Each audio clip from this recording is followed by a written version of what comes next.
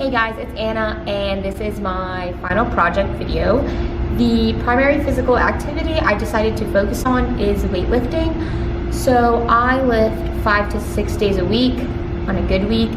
And not only is this like my primary physical activity, this is also my favorite thing to do. This is my favorite hobby because it gives me a lot of perks, a lot of benefits. So physically, it keeps me active. And also it works and strengthens my muscles and joints. And lastly, it makes my body feel good overall, and mentally it helps me focus throughout the entire day, like at school, at work, whatever it is. It also relieves stress, and lastly, most importantly, makes me happy. Like I said, this is my favorite hobby, so I look forward to it after a long day of school or work, whatever it is, or when I first wake up in the morning. Some struggles that I have with weightlifting is my core strength.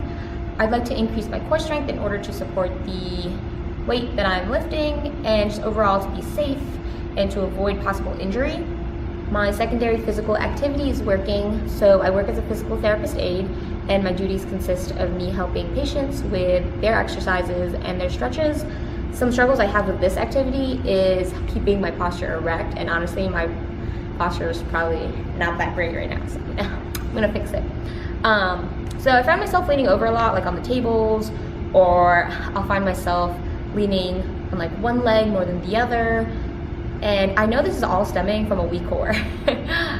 My weak core, yeah. So during class, when we did Body Story 2, we actually did like the body analysis. I realized my core strength wasn't all that. So this is why I'm focusing on this. The intentions of focus for both my primary and secondary is my core strength. So they are the same, but that's just because that is the one thing that really stuck out to me during Body Story 2 and during our body analysis in class. I realized it wasn't that great, so I knew I had to fix it with my lifting and at work, just like everyday life pretty much. So like I stated with my primary activity, so with weightlifting, I obviously need it. Like I said, I want to prevent injuries and like prevent it from happening and just to stay safe overall. And at work, I'm constantly standing, I'm walking, I'm bending over to pick things up, I'm helping patients with their exercises. So in order to help other people and in order to help my patients with their weaknesses, I pretty much need to help myself first.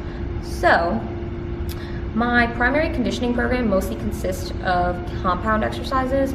Compound exercises are multi-joint movements that work multiple muscles and muscle groups at once. So the three that I'm mainly focusing on is bench, deadlift, and squat.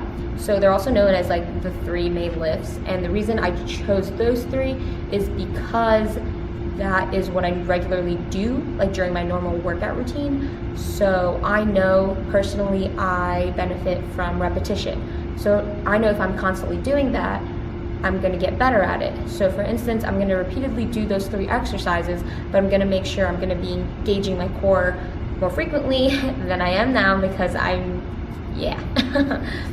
Another reason why I'm using compound exercises for my program is because I'd be killing two birds with one stone. Not only is it gonna help my core and strengthen my core, which is my main goal, overall it's just gonna make my body stronger and it's gonna be working a lot more muscles than I intend, which is not a bad thing. Since I'm working on compound exercises in my primary conditioning program, my secondary program will mostly consist of isolation exercises. So I would be isolating my core a lot. More specifically, I'm gonna be working my abdominal muscles because throwback to our body analysis when we did like the crunches or whatever it was, I didn't do so hot on that one, so I want to improve on that. So some exercises I will be focusing on with the secondary program would be sit-ups, crunches, and side bends, or pretty much anything that like work my stomach. The average ab workout, I guess you want to say. So today I will be showing you guys how to do a push-up plank. A push-up plank is considered a compound exercise, so this is actually incorporated in my primary conditioning program. So this works your core, your chest, your triceps, but today we're obviously just gonna be trying to focus on the core. So we're gonna discuss the core a little more, just because that is what I'm focusing on. So we are going to start off with a plank position. I'm sure most of you guys have done a plank.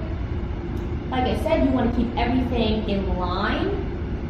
So your back should not be flexing or extending. Your neck should not be flexing or extending as well. So this is the plank position. The push-up position would be up this way. And the workout is literally just going to consist of you go down and up, down and up. And then a modified version would just be on your knees. It would be the same movements, but you are putting a lot more pressure on your knees and taking the pressure away from your shoulders and your arms.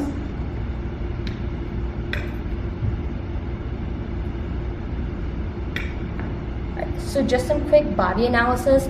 The first thing I want to focus on is the abdominal muscles, just because this is kind of our main concern. So we discussed this in class, but I figured I'd give you guys like a quick little drawing because I'm an artiste. The 4 abdominal muscles are the rectus abdominis, and this is just the line of pull, the internal oblique, the external oblique, and the transversalis / the transverse abdominis. Those 4 abdominal muscles are contracted throughout the entire exercise, and since the muscles are the same length the entire time, it's considered an isometric contraction. When I'm in my push-up position, my triceps are shortened, so that makes it a concentric contraction, versus when I'm in my plank position, my triceps are lengthened, so that makes it an eccentric contraction. And that is constantly changing because it is a dynamic exercise. So now we're going to talk about my biceps brachii. So this is doing the complete opposite of my triceps. It's continuously lengthening and shortening as well, but when we are in our push-up position, our biceps are lengthened, which makes it an eccentric contraction, versus when we are in our plank position, it is shortened, so that's a concentric contraction. Well, this exercise strengthens my core, obviously, but it also jazzes it up, adding like an arm workout in there, which I think is fun. Incorporating this exercise has helped me strengthen my abdominal muscles, which has made a huge impact on my core. I am definitely more aware of my abdomens, mostly because it's sore the next day, but I'm definitely engaging it more when I'm doing my activities of daily living, such as walking or sitting in class or working. I'm excited to see the final results of my progress and this project. Thank you guys for watching. Subscribe.